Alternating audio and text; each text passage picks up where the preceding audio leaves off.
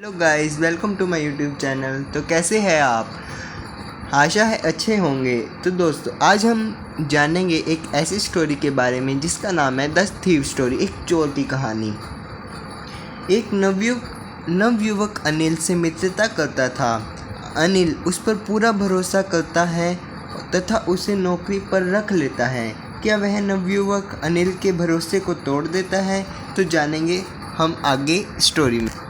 अनिल एक कुश्ती का मैच देख रहा था जब मैं उसके पास गया। वह लगभग 25 वर्ष का एक लंबा दुबला पतला व्यक्ति था और वह बहुत आराम पसंद, दयालु और मेरे उद्देश्य के लिए साधारण व्यक्ति लगता था। काफ़ी दिनों से तकदीर ने मेरा साथ नहीं दिया था और मैंने सोचा कि मुझे इस नवयुवक का विश्वास जीतना चाहिए। आप स्वयं भी एक पहलवान दिखते हो, मैंने कहा। मित्रता करने में थोड़ी चापलूसी बड़े काम आती है। तुम भी वैसे ही दिखते हो, उसने जवाब दिया। मैं एक पल के लिए डर गया क्योंकि उस समय मैं काफ़ी दुबला पतला था। हाँ, मैंने विनम्रता से जवाब दिया, थोड़ी बहुत कुश्ती मैं भी कर लेता हूँ। तुम्हारा क्या नाम है? हरी सिंह, मैंने झूठ कहा। हर महीने मैं एक नया नाम रख लेता था जो मुझे पुलिस तथा अपने पूर्व नियोक्ताओं की पकड़ से दूर रखता था। इस परिचय के बाद अनिल ने तेल लगाए हुए पहलवानों के बारे में बातें की जो कि गरज रहे थे और एक दूसरे को उठा उठा कर पटक रहे थे। मेरे पास कहने को कुछ अधिक नहीं था। अनिल दूर जाने लगा। मैंने चुपके से उसका पीछा किया। अरे, तुम फिर मिल गए, उसने कहा। मैंने उसकी तरफ अपनी सबसे आकर्षक मुस्कुराहट की मुद्रा में देखा। मैं आपके लिए कार्य करना चाहता हूँ, मैंने कहा, परंतु मैं तुम्हें वेतन नहीं दे सकता हूँ। मैं थोड़ी देर तक इस पर विचार करता रहा। शायद मैंने गलत आदमी चुन लिया था। मैंने पूछा, क्या आप मुझे भोजन करा सकते हो? क्या तुम मुझे भोजन पका सकते हो? मैं भोजन पका सकता हूँ, मैंने दोबारा झूठ बोल दिया। यदि तुम भोजन पका सकते हो तो मैं शायद तुम्हें भोजन करा सकूँ। वह मुझे जमुना स्वीट शॉप के ऊपर स्थित अपने कमरे में ले गया और मुझसे कहा कि मैं छज्जे पर सो सकता हूँ, परंतु उस रात जो खाना मैंने बनाया वह अवश्य ही बहुत बुरा होगा, क्योंकि अनिल ने सारा खाना गली के आवारा कुत्तों को खिला दिया और मुझसे भाग जाने को कहा। परंतु मैं अपनी उसी मुस्कुराहट की अदा के साथ उसके आसपास मंडराता रहा और वह अपनी हंसी रोक नहीं पाया। बाद में उसने मेरे सिर पर थपकी दी और कहा, कोई बात नहीं, वह मुझे खाना पकाना सिखा देगा। उसने मेरा नाम भी लिखना सिखाया और कहा कि वह मुझे शीघ्र ही पूरे वाक्य को लिखना तथा संख्याओं को जोड़ना भी सिखाएगा। मैं उसका आभारी था। मैं जानता था कि यदि एक बार मैंने किसी साक्षर आदमी के समान लिखना सीख लिया तो मेरी कमाई की कोई सीमा नहीं रहेगी। अनिल के लिए कार्य करना काफ़ी सुखद था। मैं सुबह चाय बनाता था और तब मैं अपना समय दैनिक ज़रूरत की चीज़ों को खरीदने में व्यतीत करता था। प्राय 1 रुपये प्रतिदिन के हिसाब से लाभ कमाता हुआ। मुझे लगता है कि वह जानता था कि मैं इस प्रकार से कुछ पैसे बना रहा था, परंतु ऐसा लगता नहीं था कि वह इसका बुरा मानता था। अनिल अनियमित रूप से पैसे कमाता था। वह एक सप्ताह उधार लेता था तो अगले सप्ताह उसे चुका देता था। वह अपने चेक को लेकर चिंतित रहा करता था, परंतु जैसे ही चेक आता था वह बाहर चला जाता था और जश्न मनाता था। ऐसा लगता है कि वह पत्रिकाओं के लिए लिखता था। आजीविका चलाने का एक अद्भुत तरीका था। एक दिन शाम को वह रुपए की एक छोटी सी गड्डी लेकर आया और बताया कि उसने एक प्रकाशक को अपनी एक पुस्तक बेची थी। रात में मैंने उसे गद्दे के नीचे पैसों को रखते देखा। अनिल के लिए कार्य करते हुए मुझे लगभग 1 महीना हो चुका था और खरीदारी के समय की जाने वाली धोखेबाजी के अलावा अपने पेशे के अनुरूप कोई काम मैंने नहीं किया था। ऐसा करने का मेरे पास पूरा अवसर था। अनिल ने मुझे दरवाजे की एक अन्य चाबी दे दी और मैं अपनी इच्छानुसार आ जा सकता था। मैं अब तक जितने भी लोगों से मिला था, अनिल उन सभी में सर्वाधिक भरोसेमंद व्यक्ति था और यही कारण था कि उसे लूटना इतना ज़्यादा कठिन था। एक लालची व्यक्ति को लूटना सरल होता है क्योंकि वह लूटना सहन कर सकता है, परंतु एक असावधान व्यक्ति को लूटना बहुत कठिन होता है। कभी कभी तो यह ध्यान भी नहीं देता है कि वह लूट चुका है और इस बात से काम का सारा मज़ा किरकिरा हो जाता है। हाँ, अब समय है कि मैं कुछ वास्तविक कार्य करूं, मैंने स्वयं से कहा। मेरा अभ्यास छूट गया है और यदि मैंने पैसे नहीं चुराए तो वह इन्हें अपने मित्रों पर व्यर्थ कर देगा। आखिरकार वह मुझे वेतन भी तो नहीं देता है। अनिल सोया हुआ था। चंद्रमा के प्रकाश की किरणें छज्जे के ऊपर से होकर बिस्तर पर पड़ रही थी। हालात का जायजा लेते हुए मैं फर्श पर बैठ गया।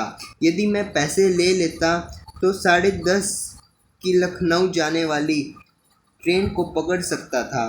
कंबल से बाहर निकलते हुए मैं रेंगता हुआ बिस्तर तक आया। अनिल शांति से सो रहा था।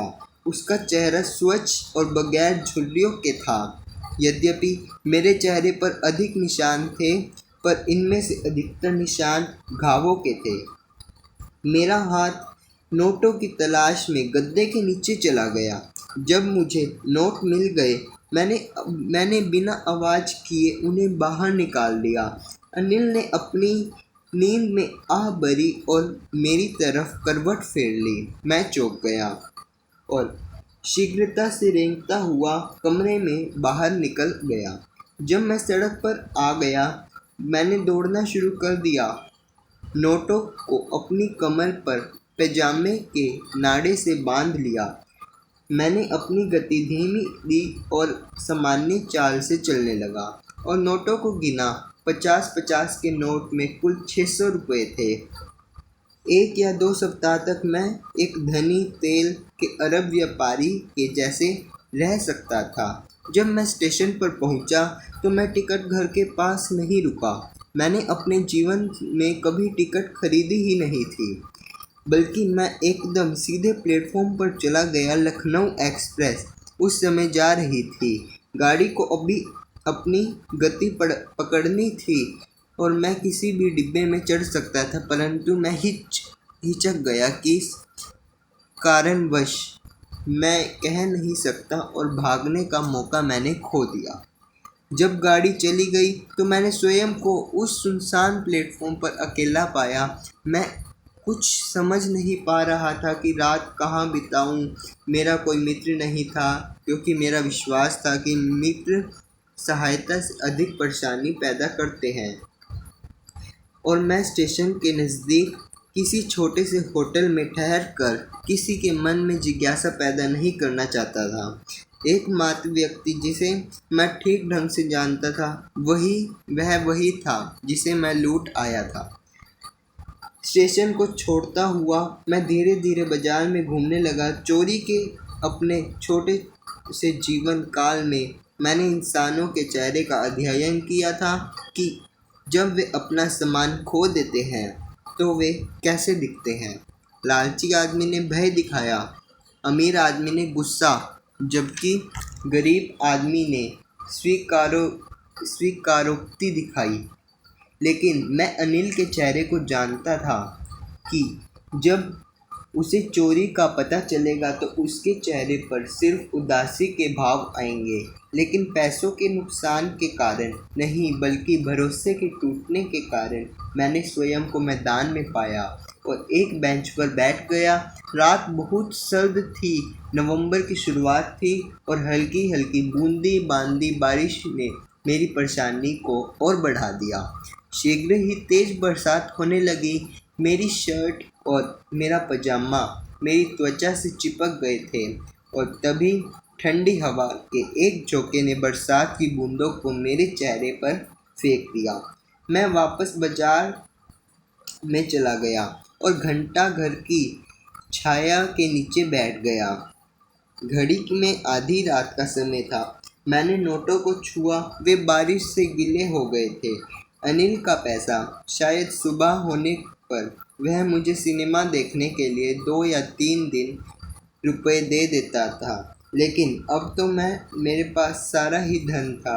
मैं उसका भोजन नहीं कर पाया, भाग कर बचा ना जा सका और ना ही पूरे वाक्य लिखना सीख सका। चोरी की उत्तेजना में मैं इनके बारे में बिल्कुल ही भूल चुका था। मैं जानता था कि पूरे वाक्य मुझे किसी दिन कुछ 100 से कहीं धन ला सकते थे। चोरी करना बहुत ही सरल कार्य था और कभी-कभी तो पकड़ा जाना भी इतना ही आसान होता था। परंतु वास्तव में एक बड़ा आदमी बनने, एक चालाक और इज्जतदार आदमी बनने के लिए कुछ और चाहिए। मुझे अनिल के पास वापस लौट जाना चाहिए। मैंने स्वयं से कहा, यदि मैं पढ़ना और लिखना चाहता हूँ तो। मैं बहुत घबराता हुआ कमरे पर वापस शीघ्रता से गया, क्योंकि पैसा चुराना बहुत सरल है, मगर उसे वापस करना, वह भी बिना पता चले, बहुत कठिन होता है। अनिल अभी सोया हुआ था। मैं बिस्तर के सिरहाने की तरफ हाथ में नोटों को लेकर रेंगता हुआ गया।